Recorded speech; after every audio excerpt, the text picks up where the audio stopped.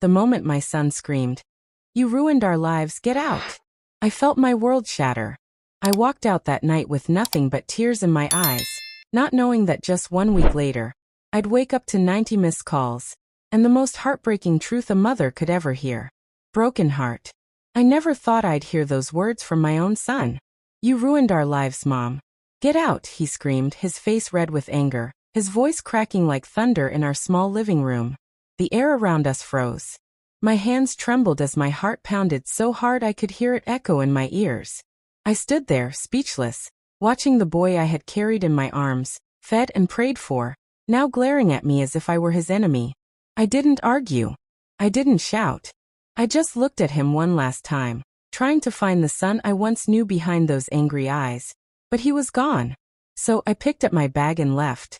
I walked out into the cold evening, my tears mixing with the rain. A week later, I woke up to the sound of my phone buzzing nonstop.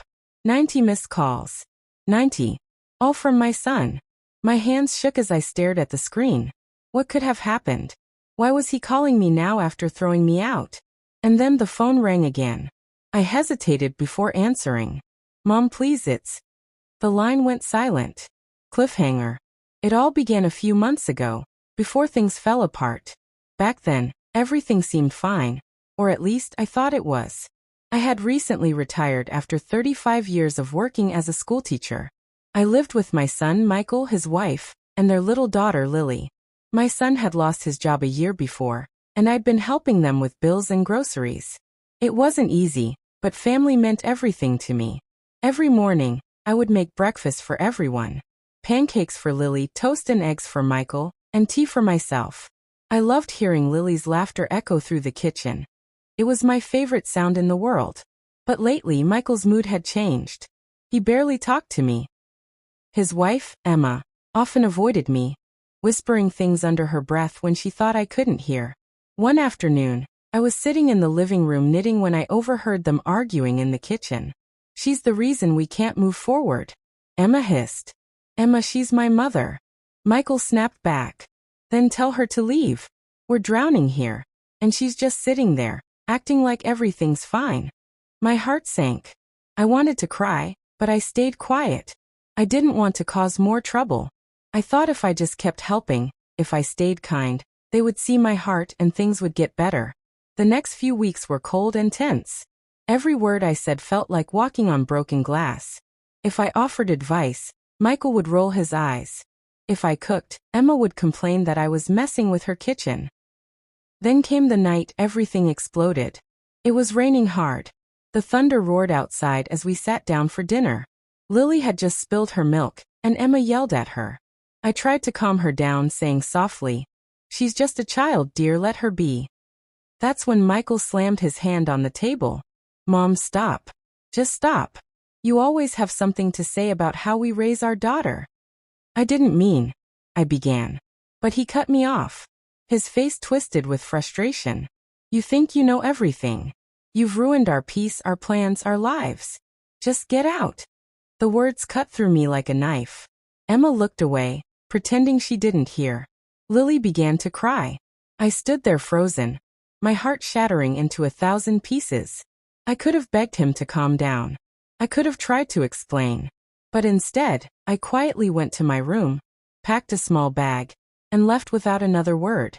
I didn't even take my favorite photo of us from the mantel. That night, I slept at an old friend's house, shaking and crying till morning. I kept replaying his words over and over in my head. "You ruined our lives." Days turned into a week. I didn't call, and neither did they. The pain sat in my chest like a heavy stone. I tried to distract myself by helping my friend in her garden, but my mind was always on Michael and Lily. Then that morning came. The one that would change everything. My phone buzzed endlessly on the nightstand. 90 missed calls. When I saw Michael's name, my heart nearly stopped. Something terrible must have happened. I pressed the call button with trembling hands. "Mom, please, it's Lily." The phone went dead. My heart dropped the moment I heard my son's voice tremble on the phone. "Mom, please, it's Lily." And then the call ended.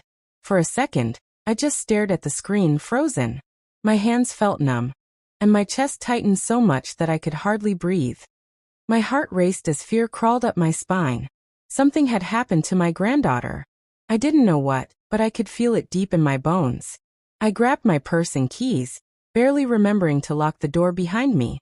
The morning was cloudy, the wind sharp and cold as I hurried down the road to catch a taxi. Every second felt like an hour. My mind was filled with questions. Was Lily sick? Was she hurt? Why hadn't they called earlier? Why now, after a whole week of silence? When I finally reached their house, I saw Michael's car parked crookedly in the driveway. The front door was wide open. I ran inside without knocking. "Michael!" I called out. He was sitting on the couch, his hands covering his face. When he looked up, his eyes were swollen from crying. My heart ached at the sight. "Mom!" His voice cracked. I didn't know who else to call. "Where's Lily?" I asked, my voice shaking. "She's at the hospital," he said, barely able to get the words out. "She collapsed this morning. We tried to wake her up, but she wouldn't open her eyes." I felt the floor vanish under my feet. My knees buckled, and I grabbed the wall to keep from falling. What happened?" I whispered. "They said it might be something she ate," he said quietly, "but they're still running tests." Without saying another word, I turned and rushed out the door. My heart was pounding so hard I could barely think straight. The ride to the hospital felt endless, each second filled with the sound of my own heartbeat and the echo of Michael's words. She wouldn't open her eyes. When I got there, I saw Emma pacing in the hallway, her face pale and eyes full of fear. The moment she saw me, tears rolled down her cheeks. "I didn't mean for this to happen," she whispered. "What do you mean?" I asked. She shook her head, covering her face. "It was supposed to be just a normal day. I made her breakfast, the same as always." Then she started saying her tummy hurt. I thought she was just being fussy, but then she fainted. Before I could say anything, Michael came out of the emergency room. His face was pale. "They're keeping her for observation. The doctors said they'll know more soon." I stepped closer and placed my hand on his arm. For the first time in a long time, he didn't pull away. He just looked at me with regret and said softly, "Mom, I'm sorry. I shouldn't have said those things to you." Tears burned in my eyes, but I swallowed hard. This wasn't the time for anger or pain. I just wanted Lily to be okay. Hours passed slowly. The hospital lights buzzed quietly, and I sat beside Michael, holding his hand like I used to when he was a boy. Emma sat across from us, silent, staring at the floor. Finally, a doctor walked in. "She's stable now," he said with a tired smile. "We think it was food poisoning, but she's responding to treatment. She'll wake up soon." I closed my eyes and whispered a thank you to God. Relief flooded through me, but my heart still felt heavy. When we went in to see Lily, she looked so small in that hospital bed, her tiny hand resting on the blanket. I brushed her hair gently from her forehead and kissed her cheek. Michael stood behind me, tears streaming down his face. "I thought I'd lost her," he whispered. I turned to him and said softly, "Sometimes, we don't realize what truly matters until we almost lose it." He nodded, unable to speak. That night, I stayed at the hospital. Michael and Emma went home to rest, but I couldn't leave. I sat by Lily's side, humming the lullaby I used to sing when she was a baby. As I watched her sleep, I thought about everything that had happened. The shouting, the pain, the loneliness. My heart still hurt from my son's words, but seeing him cry today reminded me that he was still my child, no matter how old he got. Around midnight, I stepped out to get some water. The hospital corridor was silent, except for the hum of the machines. I walked toward the vending machine, lost in thought. That's when I saw Michael outside, standing under a streetlight, talking to someone on the phone. His face looked tense. I hid behind the wall, not meaning to eavesdrop but too curious to walk away.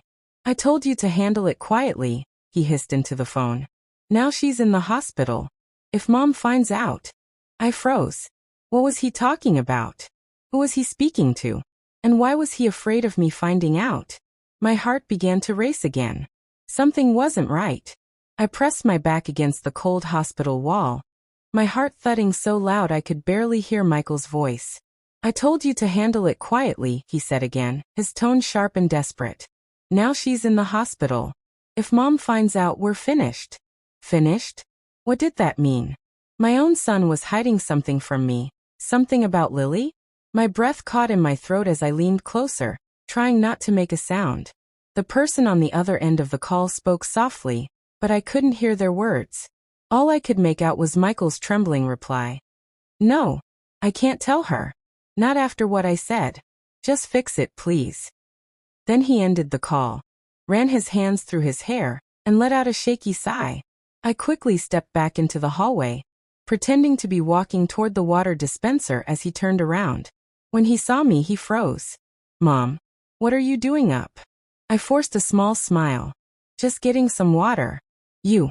He hesitated, then shrugged. Just needed some air. I nodded slowly, pretending not to have heard anything. But inside, my stomach twisted. What was he hiding? What could be so serious that he didn't want me to know? That night, I couldn't sleep. I sat by Lily's bed, watching her breathe softly, her tiny chest rising and falling. I thought about all the times I had stood by Michael's side, no matter what. When his father left us, I was the one who worked 2 jobs to feed him. When he failed college, I was the one who believed in him until he found his path again. And now he was keeping secrets from me. As dawn began to light the hospital window, the doctor came in to check on Lily. She's responding well, he said. She might be able to go home tomorrow. Relief washed over me again, but it didn't erase the worry that gnawed at my chest. When Michael and Emma arrived that morning, they both looked exhausted. Emma avoided my eyes completely. She just sat by Lily's bed, brushing her daughter's hair with trembling fingers. Michael tried to act normal. He brought coffee for me and thanked the nurses, but every time our eyes met, I saw guilt flicker in his face. Around noon, I stepped outside to call my friend Mrs. Jenkins, who had been letting me stay at her house. I told her Lily was better, but I didn't mention my suspicions about Michael. I wasn't ready to say it out loud. Not yet. When I returned to the room, I noticed Emma wasn't there. Michael said she went home to rest, but his voice sounded off. Too quick, too nervous. Later that day, when the doctor came back with Lily's test results, he spoke gently but firmly. The results confirm it was food poisoning, he said, but it wasn't from anything typical. It looks like she consumed something with cleaning chemicals mixed in. My head snapped up. What? He nodded solemnly. A small amount, but enough to make her sick. Michael's face turned pale. That can't be right. The doctor sighed. I'm afraid it is. You may want to check what she ate recently. Perhaps a cleaning product was accidentally mixed with food. After he left, the room was silent. I looked at Michael. What did she eat that morning? He rubbed his forehead. Emma made her oatmeal and orange juice. That's it. I stared at him. Something wasn't right. The doctor's words, Michael's late-night phone call, Emma's trembling voice, it all tangled in my mind. Michael, I said quietly. Is there something you're not telling me? He looked up, eyes wide. No. Mom. Isue. Don't lie to me. I interrupted, my voice sharper than I intended. You said on the phone last night, if Mom finds out, we're finished. What did you mean by that? His mouth opened, but no words came out.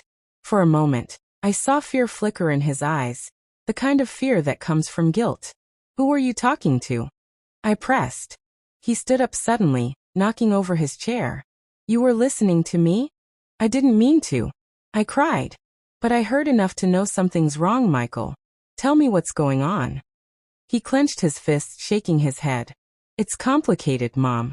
You wouldn't understand. Try me, I said firmly. He hesitated, then turned away. Just drop it. Before I could say anything else, the nurse came in to check Lily's temperature, breaking the tension. Michael stepped out of the room quickly, leaving me standing there with my heart heavy and confused. That evening, when I went to get some fresh air, I saw Emma standing by the hospital gate, talking to the same man I had seen near their house before. A tall man in a black jacket. She handed him something small, wrapped in paper. When she turned and saw me, her face went white. Mom, Mrs. Walker. I didn't see you there, she stammered. What's going on, Emma? I asked quietly. And nothing, she said, tucking the paper into her purse. Just a friend from work. But I knew she was lying. Emma, I said slowly, I need the truth. What are you hiding from me and Michael? Her lips trembled. Please not here, she whispered. If Michael finds out, it'll destroy everything. I stepped closer. Destroy what, Emma? Tears filled her eyes. She looked around nervously, then whispered. It wasn't an accident. Lily's sickness. It wasn't just bad luck. My stomach turned cold. What do you mean? She looked me straight in the eyes and said, someone meant for it to happen. The words someone meant for it to happen echoed in my mind like thunder. For a moment, I couldn't even breathe. The world around me seemed to fade. The sound of cars, the chatter of nurses, the soft hum of the hospital lights, all disappeared. I grabbed Emma's arm gently, my voice trembling. Emma, what do you mean someone meant for it to happen? Who would hurt a child? Her eyes darted around nervously. Not here, she whispered. Please. If Michael finds out I told you anything, he'll what? I asked firmly. Emma, this is about Lily. My granddaughter could have died. She covered her face, tears spilling down her cheeks. It wasn't supposed to go that far, she choked out. He said it would just make her a little sick. Just enough to make me panic. He promised it wouldn't be serious. My blood ran cold. He? Who are you talking about? Emma looked up, her eyes full of regret and fear. Michael. The name hit me like a slap. My son. I whispered. She nodded slowly. He was angry, desperate. We were behind on rent, and the bank was threatening to take the house. He wanted the insurance money. Insurance. I repeated, my voice barely audible. Emma nodded again. He took out a small child insurance policy when Lily was born. I didn't even know about it until a few months ago. But when the bills kept piling up, he started saying crazy things. He said we could fake an accident, something small, just to claim the money.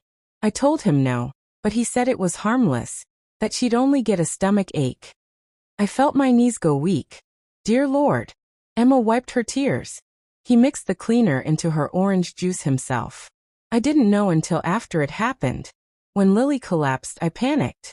I wanted to call the police, but he begged me not to. He said he'd fix it, that no one had to know. But when she didn't wake up, he broke down. That's when he called you. I couldn't move. I just stood there, my body trembling from head to toe. My son, my sweet boy, had done this? To his own daughter? Emma, I whispered. Why are you telling me this now? She looked down, guilt clouding her face.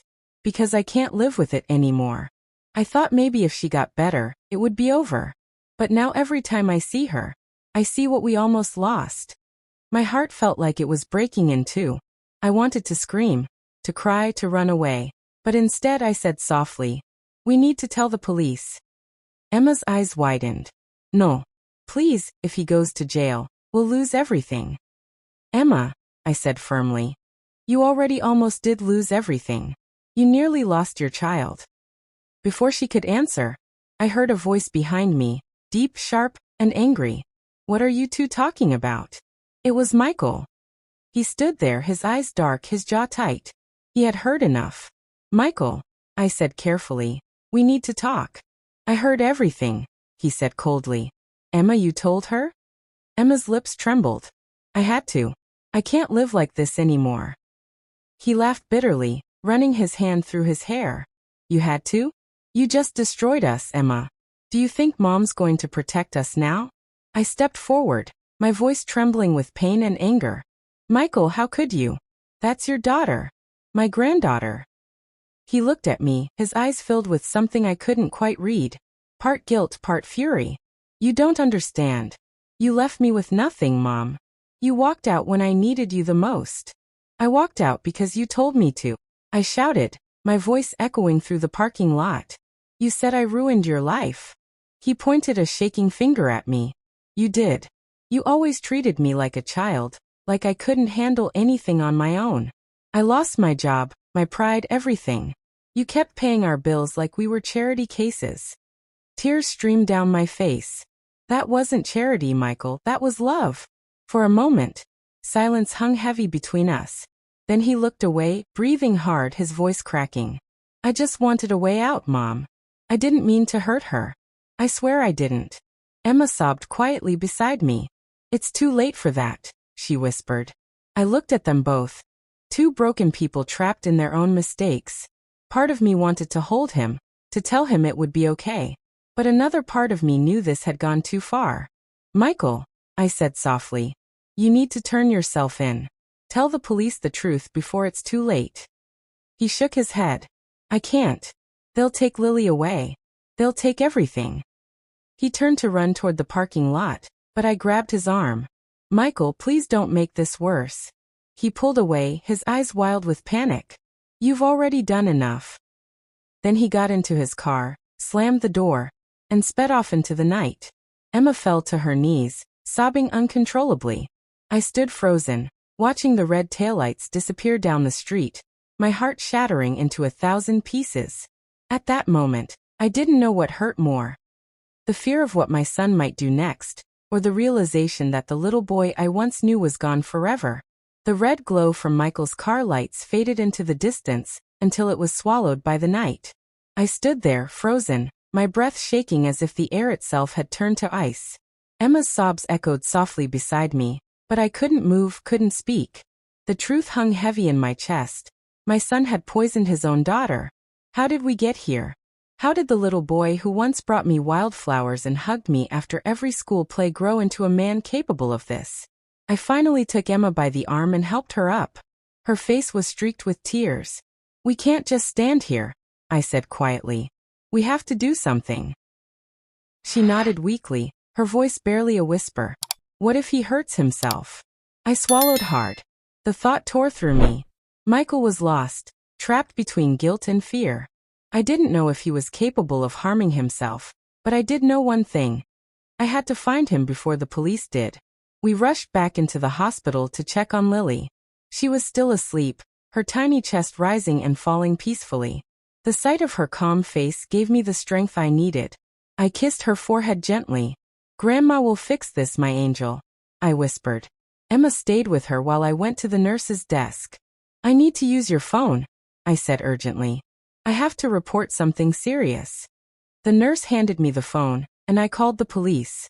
My voice trembled as I explained everything. The poisoning, the argument, Michael running away.